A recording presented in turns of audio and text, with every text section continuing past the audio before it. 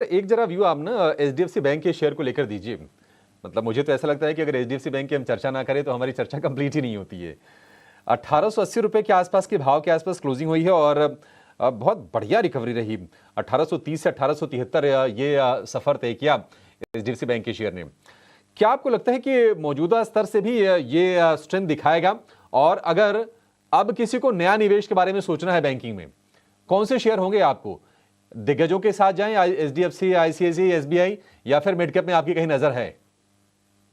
देखिए अभिषेक भाई, मुझे याद है इस शेयर एचडीएफसी बैंक को लेकर के आज से कुछ समय पहले जब ये 1400 के आसपास अटक गया था और हिलने का नाम नहीं ले रहा था, तभी आप ही के साथ, आपके सहयोगी के साथ बात करते हुए इस शो में और बाकी अन्य शो में, खास करके जो buy now sell now show होता है इटीना स्वदेश का, तब से लेकर के आज तक और उससे पहले भी हमने खरीदारी की राय बरकरार रखी है एचडीएफसी बैंक पर। आज के तारीख में भी खरीदारी की राय है। कुछ मर्जर को लेकर के दो दो बड़ी दिग्गज कंपनियां मर्ज होती हैं अभिषेक, तो कुछ कारण होते हैं बैलेंस शीट पर, कुछ थम सा जाता है शेयर का दाम जब तक कि वो सिनर्जीज उभर करके आती नहीं है। और जब वो आती हैं तो ये नतीजा होता है कि 1400 वाला आपको 1850 पर दिख रहा है।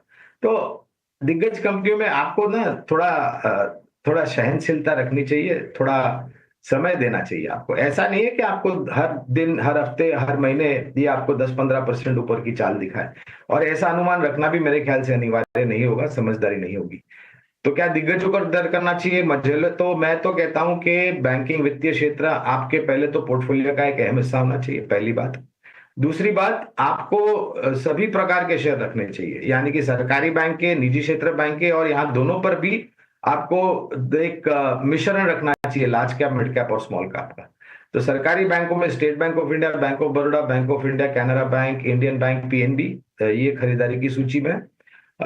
दिग्गज बैंकों में एचडीएफसी बैंक की तो चर्चा कर ही ली, ICICI, Axis, Kotak, IndusInd, IDFC first bank और सिटी यूनियन बैंक, ये है नाम निजी क्षेत्र के बैंक जहां पर खरीदारी की राय है। और आपको एक अच्छा खासा एक मिक्स पोर्टफोलियो बनाना चाहिए मेरे ख्याल से वित्तीय क्षेत्र में। और शेयरों के बारे में जरा व्यू लेते हैं।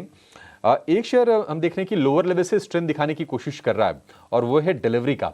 अब चूंकि एफएनओ का पार्ट भी है, डिलीवरी के बारे में जरा राय लेते हैं। Gaurang sir, good morning. Delivery कैसा शेयर आपको लगता है सर, और क्या जो स्ट्रेंथ आई है लोअर लेवल से, इस पर यकीन करें? क्या लॉन्ग टर्म का ये बाई है शेयर ये?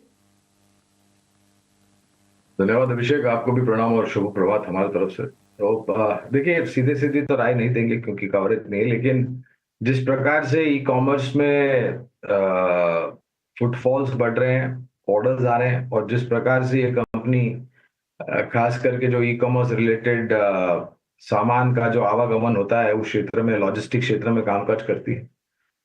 लिस्टिंग के बाद, काफी समय पहले इसकी लिस्टिंग हुई थी अभिषेक, लेकिन लिस्टिंग के बाद कुछ इतना हुआ नहीं इस कंपनी के नतीजों को लेकर के या शेयर के दामों को लेकर के।